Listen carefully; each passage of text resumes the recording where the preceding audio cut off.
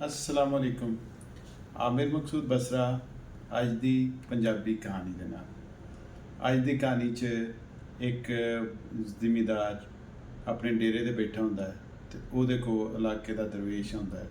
ਉਹ ਵੀ ਉਹਦੇ ਕੋਲ ਬਹਿ ਜਾਂਦਾ, ਹੁੱਕਾ ਸ਼ੁੱਕਾ ਪੀਣ ਲੱਗ ਪੈਂਦਾ। ਕੋਈ ਚੌਧਰੀ ਨਾਲ ਗੱਲਾਂ ਕਰ ਰਿਹਾ ਹੁੰਦਾ। ਉਨੀ ਦੇਰ 'ਚ ਚੌਧਰੀ ਦਾ ਮੁੰਡਾ ਆ ਜਾਂਦਾ। ਉਹ ਆਉਂਦੀ ਆਪਣੇ ਵਾਲਦ ਨੂੰ ਕਹਿੰਦਾ ਹੈ, ਉਹ ਕਿੱਥੇ ਰਹਿਣ ਡੇ ਹੋ?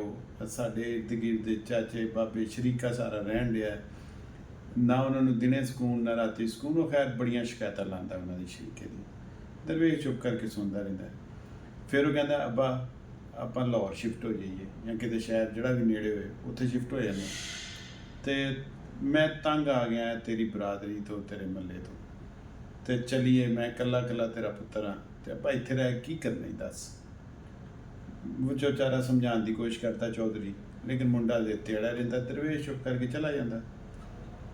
ਅਗਲੇ ਦਿਨ ਸਵੇਰੇ ਨਾਸ਼ਤੇ ਦੇ ਟਾਈਮ 'ਤੇ ਦਰਵੇਸ਼ ਜਿਹੜਾ ਹੈ ਉਹ ਪਿੰਡ ਆਉਂਦਾ ਹੈ।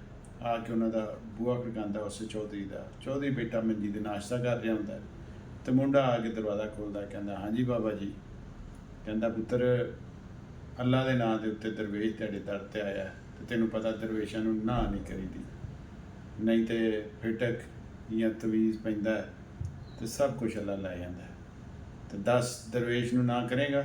ਉਹ ਕਹਿੰਦਾ, ਨਹੀਂ ਬਾਬਾ ਜੀ, ਕਿਉਂ ਨਾ ਕਰਨੀ, ਹੁਕਮ ਕਰੋ। ਕਹਿੰਦਾ, ਮੈਨੂੰ ਆਪਣਾ ਬੂਹਾ ਦੇ ਦੇ। ਉਹ ਕਹਿੰਦਾ, ਬਾਬਾ ਜੀ ਖੁਦਾ ਦਾ ਖੌਫ ਕਰ, ਇਹ ਦਰਵਾਜ਼ਾ ਮੈਂ ਦੇ ਦਾਂਗਾ ਅਤੇ ਧੀਆਂ ਭੈਣਾਂ ਯਾਨੀ ਮੇਰੀ ਵਾਲਦਾ ਵੀ ਨੇ, ਹੋਰ ਵੀ ਅਗਰ ਕੋਈ ਆ ਜਾਂਦੀ, ਉਹ ਆ ਕੇ ਇੱਥੇ ਬਹਿਣਗੇ ਅਤੇ ਆਉਂਦੇ ਜਾਂਦੇ ਰਾਹ 'ਚ ਲੋਕ ਇੱਧਰ ਨੂੰ ਵੇਖਣਗੇ, ਉਹਨਾਂ ਨੂੰ ਨਜ਼ਰ ਆਉਣਗੇ।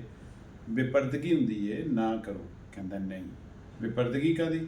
ਅੱਗੇ ਕਿਹੜੀਆਂ ਕੰਧਾਂ ਤੁਹਾਡੀਆਂ ਅਸਮਾਨਾਂ ਲੱਗੀਆਂ, 4-5 ਫੁੱਟ ਦੀ ਕੰਧ ਉੱਤੋਂ ਦੀ ਉਂਝ ਬੰਦੇ ਨੂੰ ਵੀ ਨਜ਼ਰ ਆ ਜਾਂਦਾ। ਅਤੇ ਪਹਿਲਾਂ ਪਿੰਡਾਂ 'ਚ ਇੰਨੀਆਂ ਹੁੰਦੀਆਂ ਸੀ ਕੰਧਾਂ।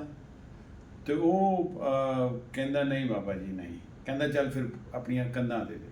ਕਹਿੰਦਾ, ਜੀ ਕੰਧਾਂ ਡਿੱਗ ਪਈਆਂ ਜਾਂ ਮੈਂ ਤੁਹਾਨੂੰ ਦੇ ਦਿੱਤੀਆਂ ਅਤੇ ਬੂਹਾ ਕਿਵੇਂ ਰਵੇਗਾ, ਅਤੇ ਵਿਹੜਾ ਸਾਡਾ ਜਿਹੜਾ ਉਹ ਉੱਥੇ ਨੰਗਾ ਹੋ ਜਾਏਗਾ। ਉਹ ਕਹਿੰਦਾ, ਉਹ 'ਚ ਗੱਲ ਸੁਣ ਮੇਰੀ, ਕਮਰੇ ਤੁਹਾਡੇ ਪੱਕੇ, ਹਰ ਸ਼ਾਇਦ ਤੁਹਾਡੀ ਕਮਰਿਆਂ ਦੇ ਵਿੱਚ, ਅਤੇ ਵਿਹੜਾ ਇਹਦੇ ਹੋ ਵੀ ਜਾਏ ਤਾਂ ਕੀ ਫਰਕ ਪੈਣਾ ਤੁਹਾਨੂੰ? ਇੱਥੇ ਤਾਂ ਕੋਈ ਸ਼ਾਇਦ ਨਹੀਂ ਵਿਹੜੇ 'ਚ। ਮੰਜੀ ਹੋਏਗੀ, ਜ਼ਿਆਦਾ ਤੋਂ ਜ਼ਿਆਦਾ 4 ਭਾਂਡੇ ਹੋਣਗੇ, ਚੁੱਲ੍ਹਾ ਹੋਏਗਾ, ਹੋਰ ਇੱਥੇ ਕੀ ਹੋਣਾ? ਕਹਿੰਦਾ, ਬਾਬਾ ਜੀ ਕੁਛ ਤਾਂ ਖਿਆਲ ਕਰੋ, ਇਹ ਕੋਈ ਤਰੀਕਾ ਹੈ? ਕਹਿੰਦਾ, ਗੱਲ ਸੁਣ ਮੇਰੀ।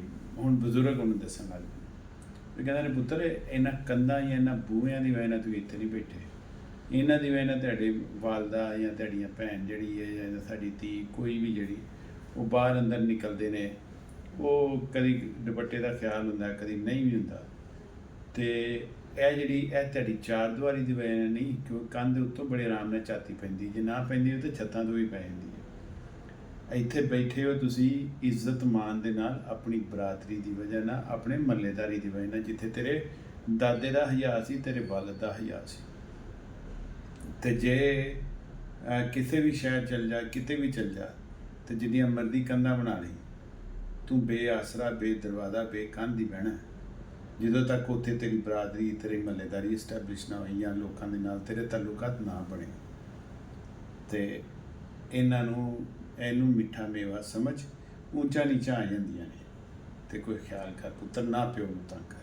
ये वाला आर्टिकल आपने देखा, ये कल वाले आर्टिकल का अगर ब्लैक कलर है रेड कंट्रास्ट के साथ, बड़ा खूबसूरत आर्टिकल वॉशिंग वेयर का, सिर्फ 4500 रुपये में maqsood.pk पर आपको मिलेगा।